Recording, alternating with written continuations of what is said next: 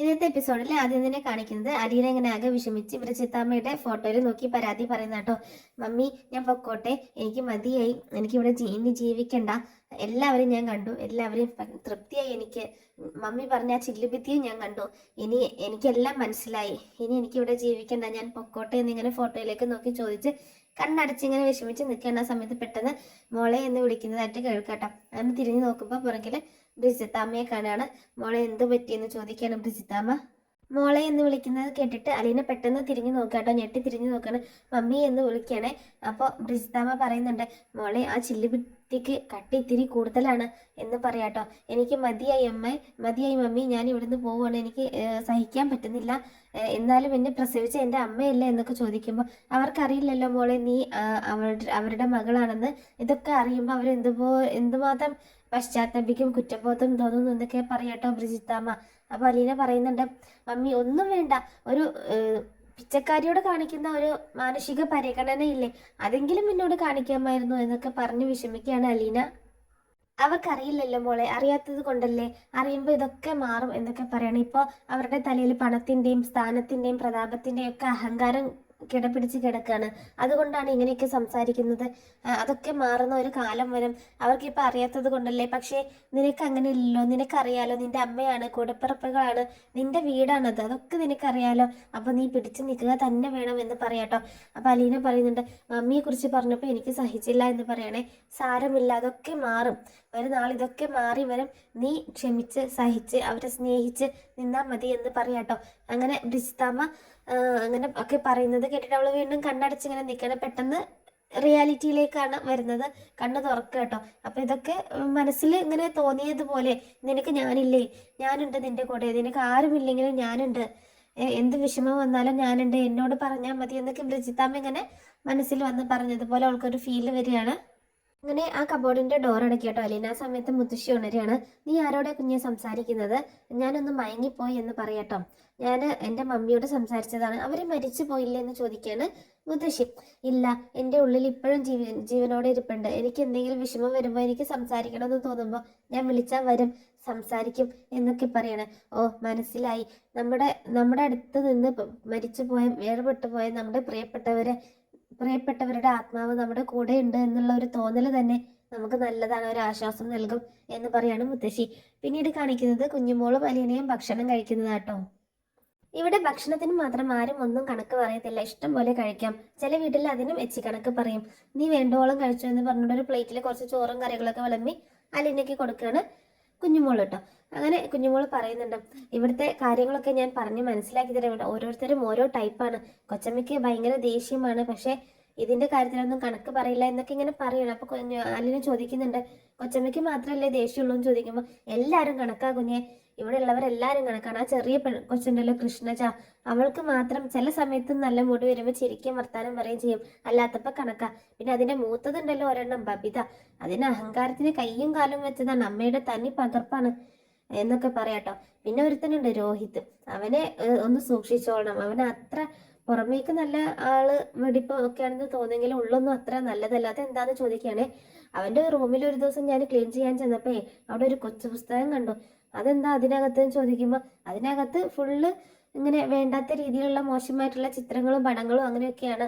അപ്പൊ അവനെ ഒന്ന് സൂക്ഷിച്ചോളണം എന്നൊക്കെ പറയാട്ടോ. ബബിത ഉണ്ടല്ലോ ആ മൂത്തത്, അതിനും ഇടയ്ക്ക് ഇങ്ങനെ ഓരോ ഫോൺ വരുമ്പോൾ അത് ഒന്നുകിൽ റൂമിൽ കയറി വാതിലടയ്ക്കും, അല്ലെങ്കിൽ ടെറസിലൊക്കെ ഓടിപ്പോവും, എന്നിട്ട് അടക്കി പിടിച്ച സംസാരവും ഫോണിലൂടെയുള്ള മുത്തം കൊടുക്കലും ഒക്കെയാണ് എന്നൊക്കെ പറയാണ്.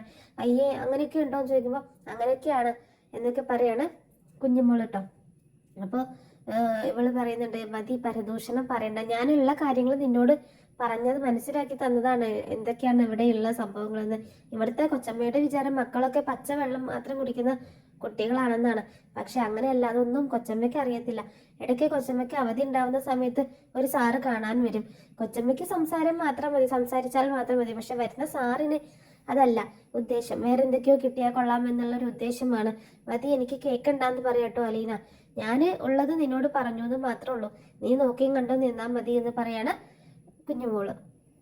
പിന്നീട് കാണിക്കുന്നത് പിറ്റേ ദിവസം രാവിലെ അലീന മുറ്റം അടിച്ചു വാരിക്കൊണ്ടിരിക്കുകയായിരുന്നു. ആ സമയത്ത് അപ്പുറത്തെ വീട്ടിലുള്ള ഒരു പട്ടിക്കുഞ്ഞ് ഇങ്ങനെ ശബ്ദം ഉണ്ടാക്കുന്നത് കേൾക്കട്ടെ, കുരച്ച് ചാടുന്നത് കേൾക്കാണ്. അങ്ങനെ അവള് ഗേറ്റിന്റെ അടുത്തേക്ക് ചെന്നിട്ട് എന്താടാ നിനക്ക് എൻ്റെ അടുത്തോട്ട് വരണോ, നീ എന്തിനാണ് ഈ ബഹളം വെക്കുന്നത് എന്നൊക്കെ ചോദിക്കാട്ടോ. അപ്പോഴും ആ പട്ടിക്കുഞ്ഞ് ഇങ്ങനെ കുറച്ചുകൊണ്ടിരിക്കുകയാണ്. അപ്പോൾ ഇവള് പറയുന്നുണ്ട്, അലീന പറയുന്നുണ്ട്, ഇപ്പൊ എനിക്ക് ഒരുപാട് ജോലിയുണ്ട്, നമുക്ക് പിന്നെ പരിചയപ്പെടാട്ടോ എന്ന് പറഞ്ഞുകൊണ്ട് നിൽക്കുന്ന സമയത്ത് പത്രക്കാരൻ വന്ന് പത്രം ഇട്ടുകൊണ്ട് പോവാട്ടോ. അങ്ങനെ അലീന ചൂല അവിടെ വെച്ചിട്ട് പത്രം എടുത്ത് നിവർത്തിയ സമയത്ത് തന്നെ എടി എന്ന് വിളിച്ചുകൊണ്ട് വൈജയന്തി അങ്ങോട്ടേക്ക് വരികയാണ്. നിനക്ക് നീ മുറ്റടിച്ചൊരു കഴിഞ്ഞോ എന്ന് ചോദിക്കാനില്ല. അപ്പോഴേക്ക് പത്രം വന്നു. ചെയ്യുന്ന ജോലി ചെയ്ത് കഴിഞ്ഞിട്ട് മതി മറ്റൊരു ജോലി എന്ന് പറഞ്ഞുകൊണ്ട് പത്രം വാങ്ങിച്ചുകൊണ്ട് വൈജ അകത്തേക്ക് പോവാട്ടോ. പിന്നീട് കാണിക്കുന്നത് കുറച്ച് കാശും കയ്യിൽ പിടിച്ചുകൊണ്ട് ഇങ്ങനെ നിൽക്കാട്ടോ വൈജയന്തി.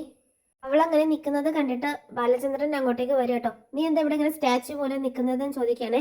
ഞാൻ കുഞ്ഞുമോളെ പറഞ്ഞേക്കാൻ നിൽക്കുക എന്ന് പറയണ വൈജ. അത് ഇപ്പൊ തന്നെ പറഞ്ഞേക്കണം, മറ്റേ കുട്ടി ഇങ്ങോട്ട് വന്ന് കയറിയതല്ലേ ഉള്ളൂ, എന്തൊക്കെയാണ് എങ്ങനെയൊക്കെയാന്നുള്ളതൊക്കെ കാണിച്ചു കൊടുത്ത് പഠിപ്പിച്ചിട്ട് അവളെ പറഞ്ഞേച്ചാൽ പോലെ ചോദിക്കുമ്പോൾ അതൊക്കെ ഞാൻ പഠിപ്പിച്ചോളാം, എനിക്കറിയാം, വീട്ടുജോലി എന്ന് പറഞ്ഞാൽ വല്ല മെക്കാനിക്ക് ജോലിയൊന്നുമില്ലല്ലോ, അതൊക്കെ ഞാൻ പഠിപ്പിച്ചോളാം എന്ന് പറയാണ് വൈജയന്തി. ആ സമയത്ത് കുഞ്ഞുമോൾ അങ്ങോട്ടേക്ക് വരിക കേട്ടോ. അപ്പോൾ വൈജ ചോദിക്കുന്നുണ്ട് എന്താണ് നിന്റെ ബാഗിലും ചോദിക്കണേ. ഇവിടുന്ന് കുറെ സ്വർണം അടിച്ചു മാറ്റി, ലക്ഷങ്ങൾ പൈസ അടിച്ചു മാറ്റി, കുറച്ച് വെള്ളിയും ഒക്കെ അടിച്ചു മാറ്റി എന്ന് പറയണേ. എന്താണ് നിനക്ക് ചോദിച്ചാൽ ഇഷ്ടപ്പെട്ടില്ലേ, തുറന്ന് കാണിക്കുമെന്ന് പറയണേ. അപ്പോൾ അവൾക്ക് ദേഷ്യം വരികയാണ്, കുഞ്ഞുമോൾക്ക് ദേഷ്യം വരികയാണ്. എന്നിട്ട് ആ ബാഗ് എടുത്തുകൊണ്ട് വൈജയന്തിന്റെ കാലിന്റെ നേരെ ഒറ്റ ഏറുക, വേണമെങ്കിൽ തുറന്ന് നോക്കുമെന്ന് പറയണേ. എന്താണ് നീ കാണിച്ചത്, നിനക്ക് ഇഷ്ടപ്പെട്ടില്ലേ, തുറന്ന് കാണിക്കടി എന്ന് പറയുമ്പോൾ എൻ്റെ പട്ടി വരും തുറന്ന് കാണിക്കാൻ, വേണമെങ്കിൽ തുറന്ന് നോക്കിക്കോ എന്ന് പറയണേ. അപ്പോൾ അവൾക്ക് ഭയങ്കര ദേഷ്യം വരികയാണ് വൈജയന്തിക്ക്. നീ എന്താണ് ഈ കാണിക്കാൻ, നിന്റെ അഹങ്കാരം തീർന്നില്ലേ എന്നൊക്കെ ചോദിച്ചുകൊണ്ട് അവളുടെ അടുത്തേക്ക് ചെല്ലുകയാണ്. എന്നിട്ട് അലീനയെ വിളിക്കാട്ടോ. അലീന അലീന എന്നിങ്ങനെ വിളിക്കുമ്പോൾ കുഞ്ഞുമോള് പറയുന്നുണ്ട്, അലീനയും കുലീനയും ഒന്നും വിളിക്കണ്ട, മാഡത്തിന് വേണമെങ്കിൽ കൊച്ചമ്മയ്ക്ക് വേണമെങ്കിൽ എൻ്റെ ബാഗ് തുറന്ന് പരിശോധിക്കാം, വേറെ ആരെങ്കിലും എൻ്റെ ബാഗ് തൊട്ടാൽ വിവരം അറിയുമെന്ന് പറയട്ടോ. അപ്പോൾ ബാലചന്ദ്രൻ പറയുന്നുണ്ട്, ശമ്പളം കൊടുത്ത് പറഞ്ഞയക്കാൻ നോക്ക് വൈജ എന്ന് പറയണം, വലിയ ഷോ കാണിക്കാതെ പറഞ്ഞയക്കാൻ നോക്കെന്ന് പറയണേ. അങ്ങനെ ഇതാ നീ 27 ദിവസം ജോലി ചെയ്തു, അതിനുള്ള കാശാന്ന് പറഞ്ഞിട്ട് കൊടുക്കണം. അങ്ങനെ കുഞ്ഞുമോൾ അത് എണ്ണി നോക്കിയിട്ട് ഇതിൽ 200 രൂപ കൂടുതലുണ്ടല്ലോ എന്ന് പറയണേ.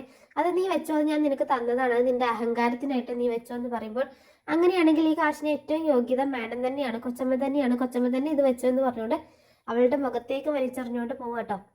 എന്നിട്ട് ആ കാശ് അവൾക്ക് കൊടുത്ത് ശമ്പളക്കാശ് ബാഗിനുള്ളിലേക്ക് ആക്കിയിട്ട് വന്നിട്ട് പറയുന്നുണ്ട്, ഈ ഒരു ജോലിക്കാരിയോട് എങ്ങനെ പെരുമാറണമെന്ന് നിങ്ങൾക്കറിയില്ല, അഹങ്കാരത്തിന് കൈയും കാലും വെച്ചതാണ് നിങ്ങൾ.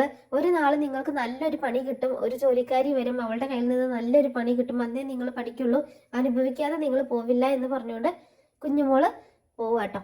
അപ്പൊ ബാലചന്ദ്രൻ പറയുന്നുണ്ട്, തൃപ്തിയായല്ലോ, കിട്ടാനുള്ളത് കിട്ടിയല്ലോ, തൃപ്തിയായില്ലേ എന്ന് പറയാണ് വൈജിയോട്.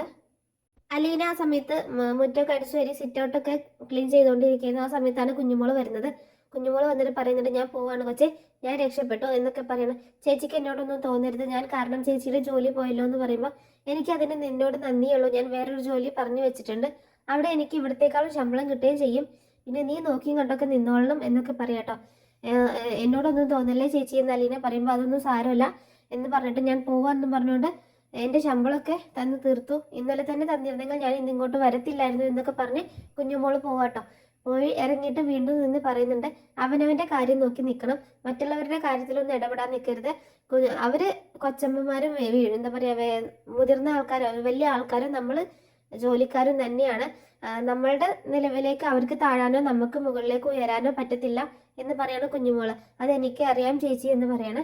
നീ പിന്നെ നിന്റെ ഒരു കാതും കണ്ണും അടച്ചു വെച്ചേക്കണം, പല കാര്യങ്ങളും കാണാൻ പാടില്ലാത്ത പല കാര്യങ്ങളും കാണാനും കേൾക്കാനും ഇടവരും, അതുകൊണ്ട് അതിലേക്കൊന്നും ശ്രദ്ധിക്കാതെ ഒരു ജോലിക്കാരിയായിട്ട് മാത്രം നിന്നാൽ മതി, വേറെ ഒന്നും ചിന്തിക്കണ്ട, പിന്നെ ഒരുപാട് കാര്യങ്ങൾ അന്വേഷിക്കാനും പോകണ്ട, നീ നിന്റെ കാര്യം മാത്രം നോക്കിയാൽ മതി. പലരും തേനെ പാല എന്നൊക്കെ വിളിച്ചുകൊണ്ട് വരും, പക്ഷെ അതിലൊന്നും മയങ്ങിപ്പോരുത്. നമ്മൾ ജോലിക്കാരി ആയതുകൊണ്ട് നമുക്ക് എന്താ പറയാ, വേറെ ഒരു രക്ഷയുമില്ലാത്തത് കൊണ്ടായിരിക്കാം നമ്മൾ ഇങ്ങനെയൊക്കെ നിൽക്കുന്നത്, പക്ഷെ അവരുടെ ഇഷ്ടത്തിനനുസരിച്ച് നിന്ന് കൊടുക്കരുത്, നമ്മുടെ കാര്യം കൂടി നോക്കണം എന്നൊക്കെ പറഞ്ഞ് കുറച്ച് ഉപദേശങ്ങൾ കൊടുത്തുകൊണ്ട് കുഞ്ഞുമോൾ അവിടുന്ന് പോവാട്ടോ.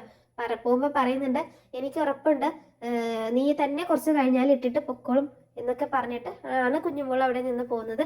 അതിനുശേഷം വൈജയന്തി അലീനയെ വിളിച്ചു കൊണ്ടുപോയിട്ട് ചെയ്യേണ്ട ജോലികളൊക്കെ കാണിച്ചു കൊടുക്കുകയാണ്. കുഞ്ഞുമോളെ ഞാൻ പറഞ്ഞയച്ചു, കണ്ടല്ലോ എന്ന് പറയാട്ടോ. കണ്ടോ എന്ന് പറയാണ് അലീന. ഇതൊക്കെ ഉണ്ടാക്കണ്ട എന്നുള്ള രീതിയിലുള്ള കാര്യങ്ങളൊക്കെ പറഞ്ഞു കൊടുക്കുക കേട്ടോ. ബ്രേക്ക്ഫാസ്റ്റ് വേണം, ബ്രേക്ക്ഫാസ്റ്റിന് ദോശയാണെങ്കിൽ സാമ്പാറും ചമ്മന്തിയും നിർബന്ധമായിട്ട് വേണം, അപ്പാണെങ്കിൽ ചിക്കൻ കറിയോ ബീഫോ ഒക്കെ വേണം, അങ്ങനെയുള്ള കാര്യങ്ങളൊക്കെ പറഞ്ഞു കൊടുക്കുക കേട്ടോ. എന്താണെങ്കിലും പറഞ്ഞാൽ മതി, ഞാൻ ഉണ്ടാക്കാന്ന് പറയുമ്പോൾ നീ ഇതിനു മുൻപ് വല്ല വീട്ടു ജോലിക്ക് നിന്നിട്ടൊന്ന് ചോദിക്കുകയാണെ. കൊല്ലപ്പള്ളിയിൽ നിന്നെന്ന് പറയുമ്പോൾ അത് എൻ്റെ വീട് തന്നെയല്ലേ, അതല്ലാതെ വേറെ എവിടെയെങ്കിലും നിന്നിട്ടുണ്ടോ എന്ന് ചോദിക്കുക. അപ്പൊ പറയുന്നുണ്ട്, സ്നേഹനികേതനത്തിൽ ഞാൻ തന്നെയായിരുന്നു ഭക്ഷണം ഉണ്ടാക്കിയിരുന്നത് എന്ന് പറയാട്ടോ. അപ്പോൾ പറയുന്നുണ്ട് അവിടെ എന്താ ഇച്ചിരി കഞ്ഞിയും ചമ്മന്തിയും വെക്കും, അതല്ലാതെ കൊള്ളാവുന്ന വല്ല വീട്ടിൽ നിന്ന് ജോലി ചെയ്തിട്ടുണ്ടോ എന്ന് ചോദിക്കണില്ല എന്ന് പറയണ അലീന. എന്നാലും പിന്നെ ഒക്കെ ഒന്നേന്ന് പഠിപ്പിക്കേണ്ടി വരുമല്ലോ എന്ന് പറയണേ. എന്താന്ന് പറഞ്ഞാൽ മതി, ഞാൻ ഉണ്ടാക്കി തരാമെന്ന് പറയുമ്പോൾ ഞങ്ങളൊക്കെ ഹോസ്പിറ്റലിൽ അഡ്മിറ്റ് ആവുമെന്ന് ചോദിക്കുകയാണ് വൈജയന്തി. അങ്ങനെയൊന്നും ഉണ്ടാവില്ല, ഞാൻ ഉണ്ടാക്കാം എന്ന് പറയണം, നീ എങ്ങനെ പഠിക്കും എന്നൊക്കെ ചോദിക്കുന്നുണ്ട്. അങ്ങനെ ഓരോരുത്തർക്കും വേണ്ട ഭക്ഷണ സാധനങ്ങളുടെ ലിസ്റ്റൊക്കെ പറഞ്ഞു കൊടുക്കുകയാണ്. എന്തൊക്കെ വേണം, രാവിലെ എന്ത് വേണം, ഉച്ചയ്ക്ക് എന്ത് വേണം, രാത്രി എന്ത് വേണം എന്നൊക്കെ ഉള്ളത് പറഞ്ഞു കൊടുക്കുന്നു. പിന്നെ പറയുന്നുണ്ട് ഭക്ഷണത്തിന്റെ കാര്യം മാത്രമാണ് ഞാൻ പറഞ്ഞത്, ബാക്കിയുള്ള ജോലികളും കൂടി പറഞ്ഞു തരാം. രാവിലെ എഴുന്നേറ്റ് മുറ്റം തൂക്കണം, സിറ്റ് ഔട്ടൊക്കെ അടിച്ചു വാരി തൂത്ത് തുടച്ച് വൃത്തിയാക്കണം. അതുപോലെ രാവിലെ തന്നെ ഡൈനിങ് ഹാളും എല്ലാ ഭാഗവും തുടച്ച് വൃത്തിയാക്കണം. ബാക്കിയുള്ള തുടക്കലൊക്കെ ഞങ്ങൾ പോയിട്ട് മതി. പിന്നെ അലമാരിയും കബോർഡും എല്ലാം തുടച്ച് വൃത്തിയാക്കണം. തൊട്ട് കഴിഞ്ഞാൽ പൊടി കാണാൻ പാടത്തില്ല എന്നൊക്കെ പറയാട്ടോ, ഞാൻ ചെയ്തോളാന്ന് പറയണ അലീന. ചില കള്ളികളുണ്ട്, കട്ടിലിന്റെ അടിയോ ടേബിളിന്റെ അടിയിലോ ഒന്നും തൂക്കത്തില്ല, തൊട്ട് നോക്കി കഴിഞ്ഞാൽ നിറയെ പൊടിയായിരിക്കും, അങ്ങനെയൊന്നും ചെയ്യരുത് എന്നൊക്കെ പറയണേ.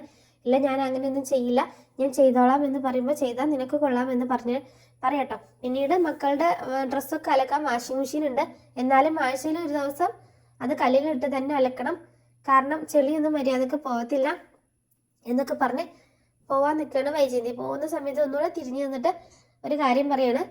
ഇന്നേ വരെ ഒരു വേലക്കാരിയും ബാലചന്ദ്രന്റെ അടുത്ത് കിന്നാരം പറയാൻ നിന്നിട്ടില്ല, പറഞ്ഞതിന്റെ അർത്ഥം മനസ്സിലായല്ലോ എന്ന് ചോദിക്കാട്ടോ വൈജ. അത് കേട്ടിട്ട് അലീന പറയുന്നുണ്ട്. അലീന അങ്ങനെ ഒരു ചിരിക്കുകയാണ്. എന്നെ അറിയാത്തത് കൊണ്ടാണ് ഇങ്ങനെയൊക്കെ പറയുന്നത് എന്ന് അലീന പറയണേ. അപ്പോൾ വൈജയന്തി ചോദിക്കുന്നുണ്ട്, നിന്നെ ഞാൻ എന്തിനാ അറിയുന്നത്, നീ ആരാന്നാ നിന്റെ വിചാരം എന്നൊക്കെ ചോദിക്കുകയാണ്. ഇത് കേട്ട് നിൽക്കുന്ന അലീനയെ കാണിച്ചുകൊണ്ടാണ് ഇന്നത്തെ എപ്പിസോഡ് അവസാനിക്കുന്നത്.